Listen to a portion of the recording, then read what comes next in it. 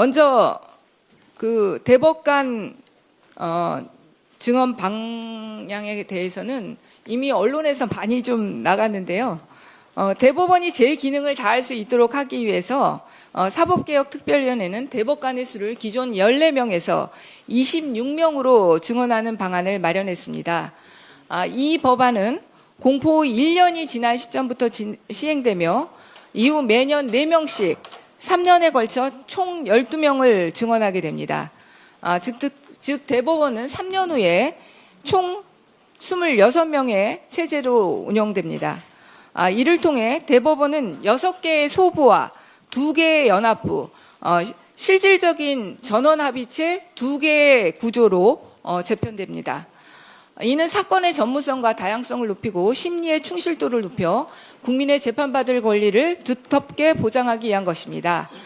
특히 중요하거나 사회적 파급력이 큰 사건의 경우에는 연합부 대법관의 과반 동의로 대법관 전원의 3분의 2 이상이 참여하는 합의체를 구성해 심판할 수 있도록 했습니다. 그러니까 실질적인 지금의 전원 합의체 2개의 재판부와 정말로 국가적인 중요한 사건에서는 또 하나의 전원 합의체를 구성해서 심판을 할 수 있도록 한 구조입니다. 이는 사실상 모든 대법관이 함께 사건을 논의하고 판단하는 구조로 판결의 일관성과 책임성을 높이는 제도적 장치를 마련함과 동시에 또 2개의 전원 합의체를 마련함으로써 상고 사건의 신속성을 기하는 구조입니다. 일부에서는 이런 대법관 증언이 특정 정권의 사법부 장악을 위한 것이라는 우려를 제기하고 있습니다. 그러나 계산해보면 이재명 대통령 임기 중 임명되는 대법관은 총 22명이고 다음 대통령 역시 똑같은 22명을 임명하게 됩니다. 즉 현 정권과 차기 정권이 대법관을 균등하게 임명하는 구조로 설계되어 있습니다. 사법부를 해유하거나 사유하거나 정치적으로 이용할 여지가 전혀 없다는 말씀 드립니다. 네, 이상입니다. 예, 사개특위 간사 이건태 의원입니다. 나머지 개혁안에 대해서 설명드리겠습니다. 대법관 추천위원회 개선입니다. 법원행정처장을 추천위원회에서 제외하고 국민의 대표성을 확대할 수 있는 방안으로 개편합니다. 현재 대법관 추천위원회는 10명으로 되어 있는데 12명으로 2명을 늘리겠습니다. 위원 중에 법원행정처장이 있는데 법원행정처장은 제외하고 대신에 헌법재판소 사무총장을 위원으로 하겠습니다. 또 지금 위원 중에는 대법관이 아닌 법관 1명이 있는데 이 내용을 전국 법관 대표회의에서 추천하는 법관 2명, 이 경우 1명은 여성으로 한다, 이렇게 개정합니다.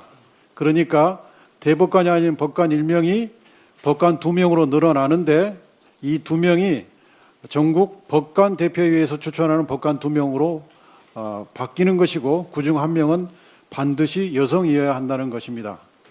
또 추가로 각 지방변호사회 회장의 과반수가 추천하는 변호사 1명이 추가됐습니다. 또 인원은 이렇게 12명으로 구성이 되고요.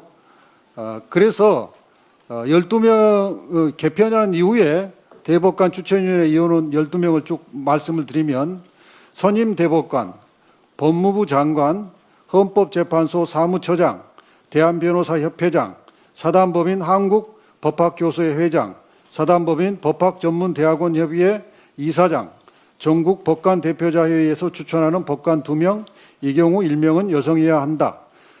각 지방변호사 회장의 과반수가 추천하는 변호사 1명, 이렇게 구성되겠습니다. 아울러 대법원의 구성의 다양화를 위해서 추천의 기준을 추가 신설하였습니다. 현재는 추천위원회는 대법원장이 대법관 후보자를 제청할 때마다 위원장 1명을 포함한 10명의 위원으로 구성한다. 이렇게만 돼 있는데 거기에 성별, 지역, 경력 등이 다양한 후보들을 추천하여야 한다를 넣었습니다. 이렇게 함으로써 대법원 구성이 성별, 지역, 경력 등이 다양하게 반영되도록 조치했습니다. 또 마지막에 제가 하나 빠뜨렸는데 위원 중에 마지막에 학식과 덕망이 있고 현재는 학식과 덕망이 있고 각계 전문 분야에서 경험이 풍부한 사람으로서 이렇게 돼 있는 것을 학식과 덕망이 있고 인권과 사회적 약자를 위한 분야에서 지식과 경험이 풍부한 사람으로서로 고쳤습니다. 그래서 풍부한 사람으로서 변호사 자격을 가지지 아니한 사람 3명, 이 경우 1명 이상은 여성이어야 한다. 이렇게 했고요. 대법관 추천위원회 위원장은 위원 중에서 호선하는 것으로 변경했습니다. 기존은 호선이 아니고 대법원장이 결정하도록 돼 있었던 것을 이렇게 호선으로 변경했습니다. 다음은 법관 평가제도 개선에 대해서 설명드리겠습니다. 법관 평가에 대한변협의 법관 평가를 반영하도록 했습니다.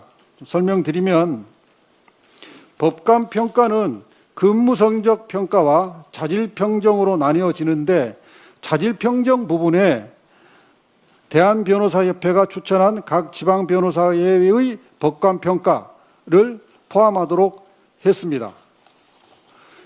그리고 법관 인사위원회와 관련해서 개정 내용을 말씀드리겠습니다.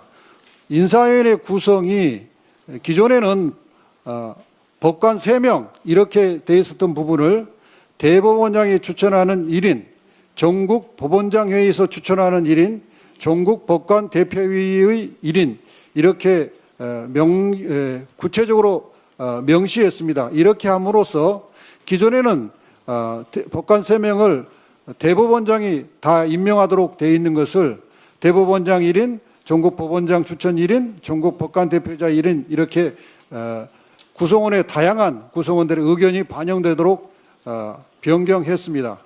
또 대한변호사협회장이 추천한 1인, 기존에는 대한변호사협회장이 추천하는 변호사 2인으로 되어 있던 것을 대한변호사협회장이 추천한 1인, 각 지방변호사회장의 과반수가 추천한 변호사 1인 이로 변경함으로써 지방변호사의 입장이 반영되도록 했습니다.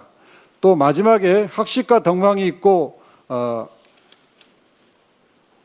각계 전문 분야에서 경험이 풍부한 사람 이 부분을 아까 말씀드린 바와 같이 학식과 덕망이 있고 인권과 사회적 약자를 위한 분야에서 지식과 경험이 풍부한 사람 이렇게 변경했습니다. 대법관 추천위원회나 법관 인사위원회나 시중에는 국회에서 추천한 사람이 들어가는 것으로 잘못 알려져 있으나 국회에서 추천한 사람은 없습니다. 이 부분 오해 없으시길 바라겠습니다. 다음으로 하급심 판결의 공개범위 확대 부분을 설명드리겠습니다. 형사사건 하급심 1심, 2심 판결문에 대해서 열람 복사를 전면 허용하도록 개편하였습니다. 현재는 확정된 사건의 판결문만 복사하도록 되어 있는데 이렇게 고쳤습니다. 누구든지 판결이 선고된 사건의 판결서 가로 열고 확정되지 아니한 사건에 대한 판결서를 포함 이렇게 해서 확정되지 않는 1심, 2심 판결문도 열람 복사가 가능하도록 했습니다.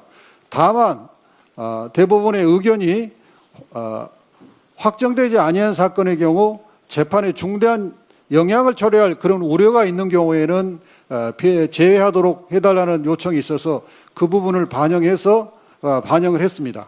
그리고 이 판결문 확대 조치는 부칙에 2000년 8월 1일부터 판결이 선고된 사건의 판결서 등부터 적용한다라고 해서 2000년 8월 1일 선고부부터 소급 적용하도록 조치했습니다.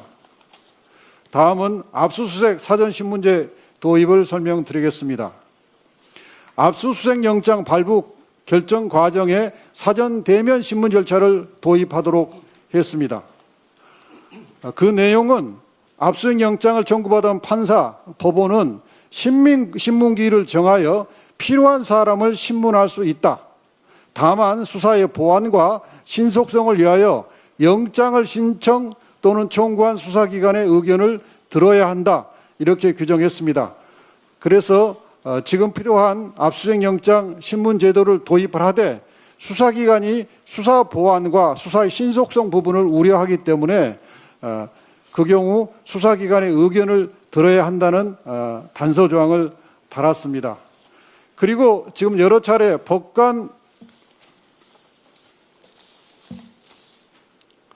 전국 법관 대표회의가 실질적인 역할을 하기 때문에 전국 법관 대표회의가 대법원 규칙으로 있던 것을 법원 조직법에 올려서 전국 법관 대표회의의 설치 근거 규정을 만들었습니다.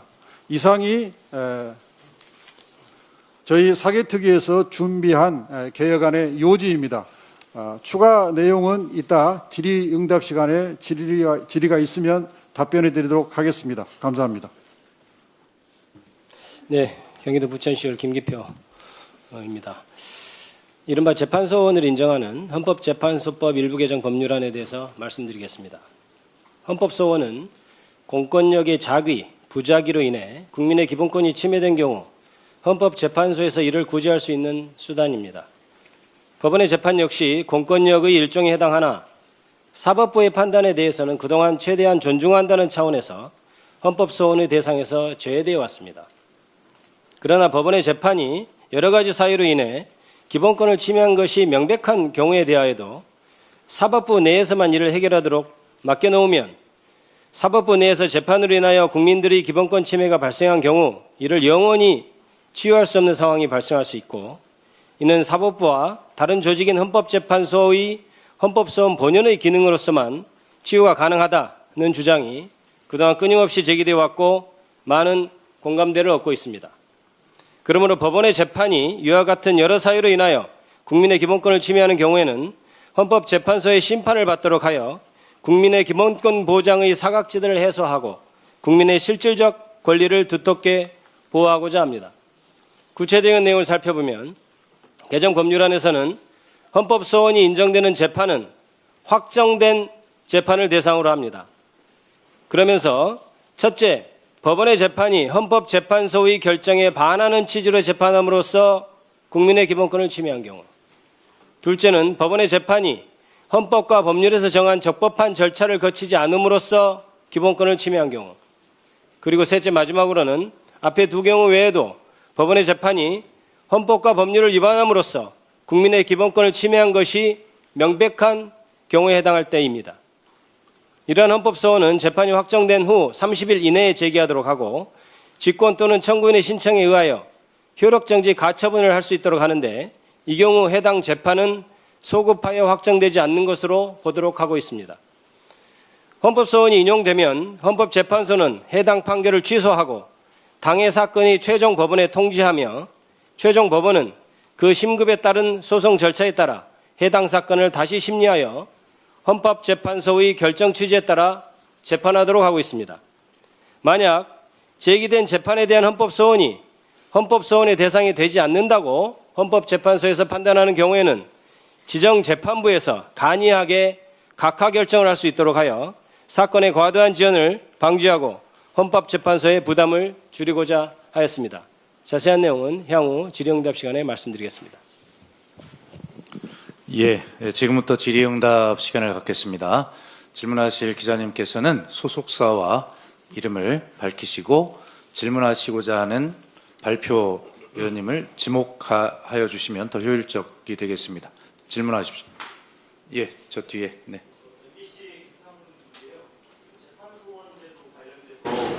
강 대표님 말씀을 들어보면 이게 방송인지 아닌지 좀 헷갈리거든요. 그래서 그거 좀 명확히 해주시면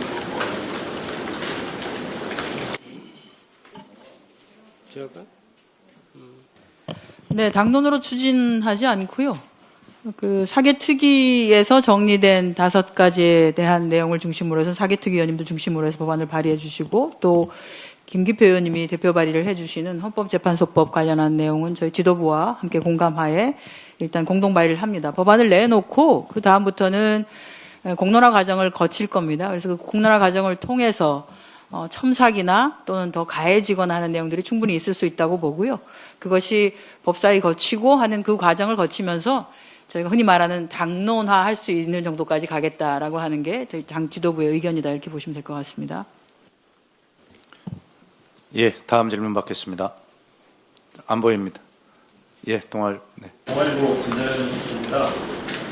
사개특위가 7월 달에 출범했는데 재판 소원 물리적인 시간이 부족했다는 게 조금 이해가 안 가는 게 있는 것 같아서 처음부터 다 넣어서 했어도 됐을 것 같은데 5개만 먼저 하고 그 이후에 이제 재판 소원을 넣어가지고 시간이 부족하다고 했던 것이 사개특위랑 그걸 가지고 뭔가 이견이 있었거나 그랬던 것은 없는지. 이견의 문제는 아니고요. 저희가 그 사개특위가 처음 출범할 때부터 다 아시는 바와 같이 5개의 개혁 과제만을 다루는 것으로 출범을 했습니다. 그래서 5개의 개혁 과제에 대해서 심도 있게 계속 논의를 하는 과정이었고요. 나중에 재판에 대한 헌법 소원의 문제도 개혁 과제로 다루어야 되지 않느냐는 문제제기가 있었습니다. 왜냐하면 이미 개별 의원님들이 입법으로 한 5분 정도가 이미 재판에 대한 헌법소원의 과제를 입법으로 발의를 하셨습니다. 그래서 뒤늦게 그것이 문제 제기가 돼서 저희가 충분하게 논의할 시간이 없었고 또 국감이 바로 추석과 국감이 오면서 그 부분은 지도부에 이제 일임하게 된 형태가 된 겁니다. 예, 다음 질문 받겠습니다. 예. 네, 전도실은 최인찬입니다. 대법관 연임 포함해서 임기 관련된 내용이 있는지 좀 한번 여쭙고요. 이제 대법관 증언을 하게 되면 이제 재판연구관도 이제 증언을 해야 되는데 어느 정도로 좀 증언을 예상하시는지 좀 궁금하고 또 대법관 증언에 좀 소요되는 예산 규모를 좀 어느 정도로 잡고 계신지도 좀 말씀 부탁드립니다.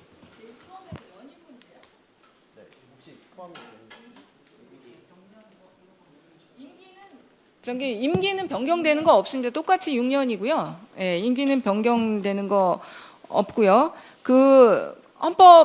재판 연구관은 일정 정도는 늘어야 된다고 봅니다. 일단 필수적으로 넣는 것이 제가 알기로는 대법관 1명당 3명 정도는 필수적으로 좀 늘어야 되는 상황으로 알고 있고요. 근데 향후에 이건 판사들 증언이 이미 작년에 법안을 통해서 300명 이상이 증언하게 된 상황입니다. 그래서 제가 볼 때는 재판 연구관이 대법원에서는 굉장히 부족하다는 식으로 얘기를 하고 있는데 그다지 그렇게 큰 문제는 되지 않을 것이라고 생각합니다. 그리고 예산의 문제도 지난번에 전용기 의원이 한번 인터뷰에서도 대법원에서 나온 자료를 가지고 얘기하지 않았습니까? 예산의 대부분이 사실 대법원에서 제시한 예산은 건설 비용, 부지의 문제입니다. 땅값의 문제인데요. 서초동에서 건설한다고 했을 때 그 비용인데 사실은 지금의 대법원에도 추가 건물을 짓는 것이 저희는 불가능한 것이 아니라고 판단하고 있습니다. 거기에 남는 땅들, 운동장이라든지 남는 땅들도 있고 중축의 문제도 생각해 볼 수 있는 것이고요. 그렇게 한다면 그 예산을 정확하게 산출하지는 않았지만 대법원에서 제시한 금액은 절대 아니라고 생각합니다. 예. 사회자가 잠깐 말씀을 드리면 효율적인 진행을 위해서 오늘은 공론화의 시작입니다. 어떤 안이 확정된 상태가 아니기 때문에 확정된 안을 전제로 어떤 예산이나 이런 것들 질문에 대해서는 약간 다음에 질문을 해주시고 오늘은 이 발표한 법안 내용을 중심으로 질문을 해주시면 감사하겠습니다. 예. 네.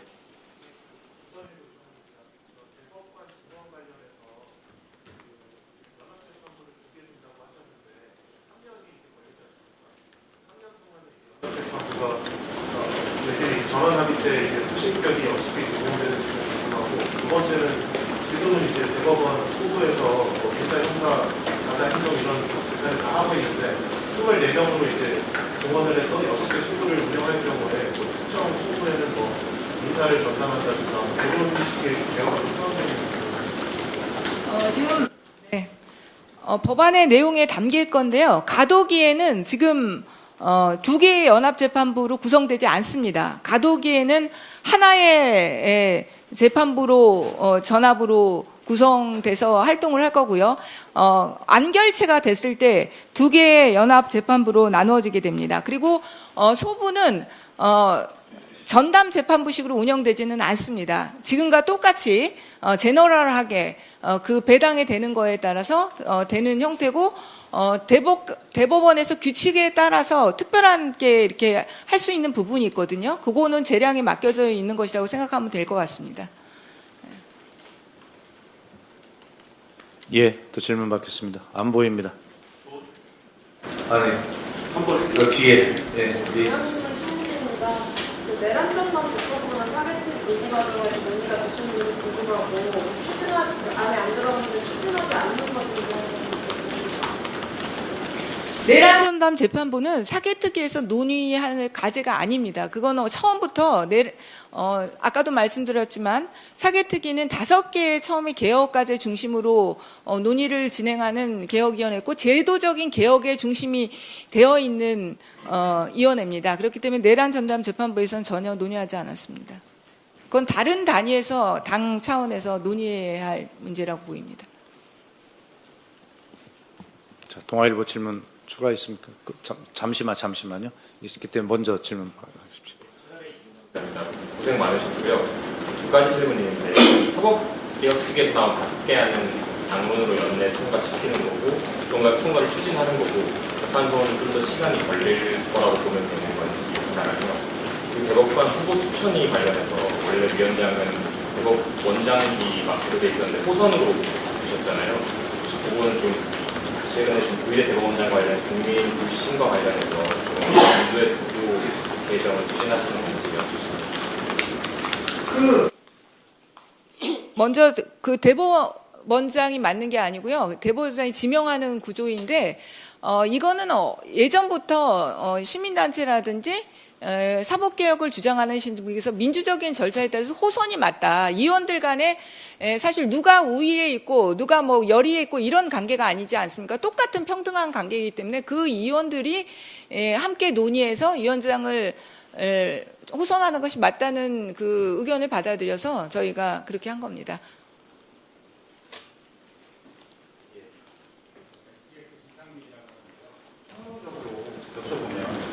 사법개혁의 논의가 애초에 견제받지 않는 사법부를 좀 어떻게 하면 견제를 받게 할 것인가라는 논의에서 출발한 측면도 있다고 보는데 지금 나와 있는 사법개혁안들은 생각보다 담론이라는 평가도 많아서 근본적으로 어떤 부분으로 인해서 견제받지 않는 사법부가 견제받게 되는지 그렇게 보고 계신지 궁금하고 두 번째로 담론만 하나 여쭤보면 법관 평정에 있어가지고 변호사들의 추천을 받는 방식을 포함을 한다고 했는데 우리가 형사 재판을 흔히 보게 되면 이 변호사들 같은 경우에는 흔히 사회적 정의의 관점으로 보면 약자라고 보기 어려운 경우도 많습니다.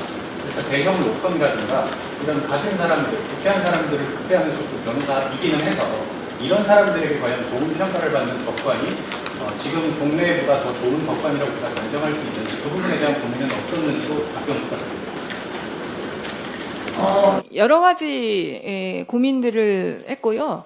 여태까지 그러나 여러 가지 법조인들이라든지 실제로 이 재판에 관여하시는 많은 분들의 의견을 들어본 결과 이 변호사들의 평가가 무슨 특정 로펌의 의견에 반영하거나 그런 구조로 되어 있지 않습니다. 많은 그 재판에 직접 참여하는 변호사들이 직접 평가하는 지표이고 그것이 상당히 객관성을 담보하고 있는 것으로 저희는 판단을 했습니다. 그래서 그 일반 사실은 국회의 어떤 그 권한을 강화시키는 방향도 저희가 많이 고민을 해봤지만은 지금 여러분들이 아시는 바와 같이 교섭단체에서 추천하는 위원들이 또 갖고 있는 문제점들이 지금 많은 부분들에서 드러나고 있기 때문에 그런 부분들보다는 같은 법조 직역 단체인 변호사들이 광범위하게 굉장히 평가가 이루어지고 있기 때문에요. 그것이 더 객관적인 지표라고 생각을 해서 넣게 됐다는 말씀 드리고요. 지금 견제받지 않는 사법부 하시는데 여기에서도 가장 큰 문제점이 사법부에서는 대법원장의 재앙적 권력이 가장 큰 문제라고 생각됩니다. 그래서 저희들이 많은 부분들을 개혁안에 있어서 대법원장의 재앙적 권력을 좀 더 통제할 수 있는 형태로 법안을 만들었다는 점 말씀드립니다. 동아일보 김자연 기자. 예. 두 가지만 좀 더 여쭤보면, 일단은 법원조직법에는 대법원의 심판권은 대법관 전원의 3분의 2가 판단하도록 하는 게 원칙으로 되어 있는 것 같은데, 아까 연합부랑 전원합의체 두 개로 쪼개지는 거랑 소부 단계에서 어떻게 좀 구분이 되는 건지, 정확한 명칭이 어떻게 나뉘는 건지 한번 여쭙고 싶고요. 그리고 재판 소원 같은 경우에는 아까 적법 절차를 거치지 않거나 기본권 침해라면 소원 대상이라고 하셨는데, 당사자들의 경우에는 모두 다 그렇게 느낄 수는 있을 것 같다는 생각도 들어서 이 경우에는 전면적인 사심제라고 봐도 되는 건지 궁금합니다.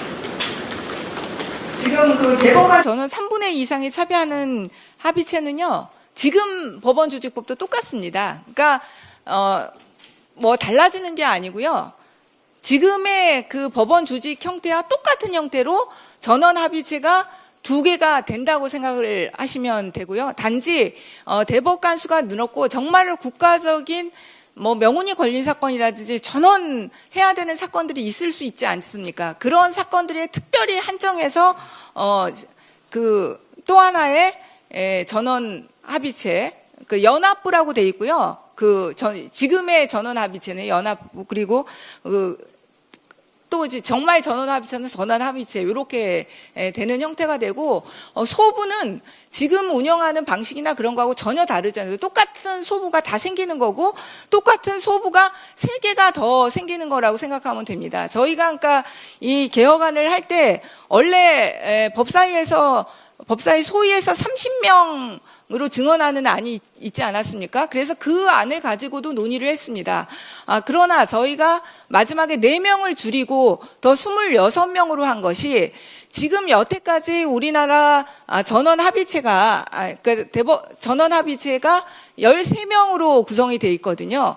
그 구조로 운영돼 왔기 때문에 똑같은 전원 합의체를 만든다고 한다면은 훨씬 더 그동안의 노하우와 시스템을 그대로 하면서도 하나의 합의체가 생기면서 신속성은 담보될 수 있는 그런 구조가 된다고 판단했습니다. 그래서 그렇게 26명으로 만들었다는 점 말씀드립니다.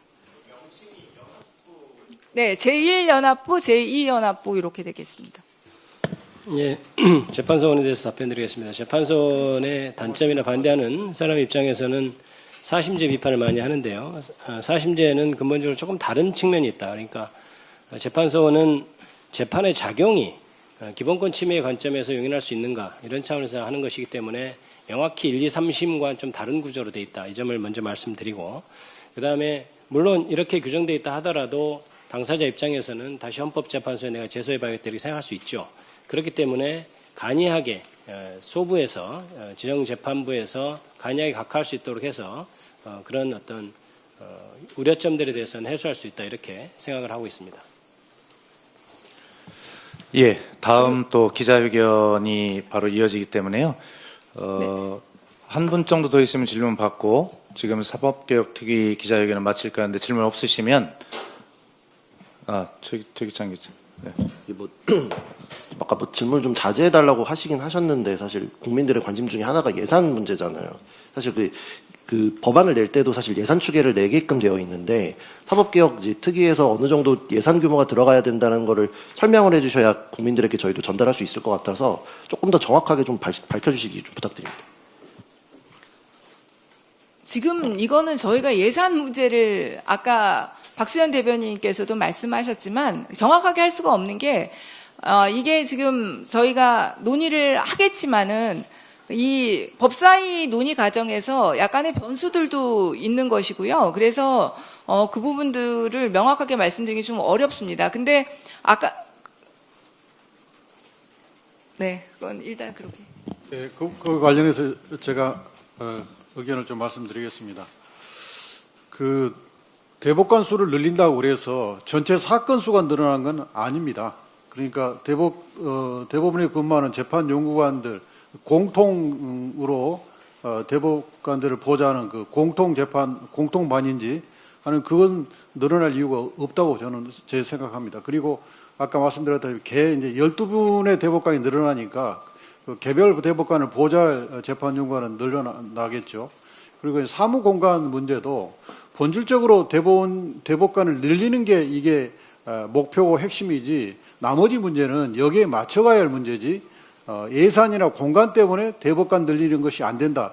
이것은 논리가 아니라고 생각됩니다. 지금 대법원에서 내세우는 예산이나 공간 문제는 어떻게 보면 이 대법관 증언을 막으려는 그런 논리 구성이다. 그렇게 저는 이해하고 있습니다.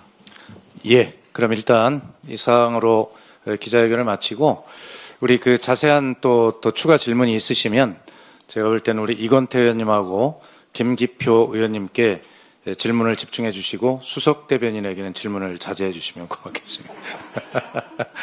예, 오늘 수고 많으셨습니다. 예, 마치겠습니다. 감사합니다.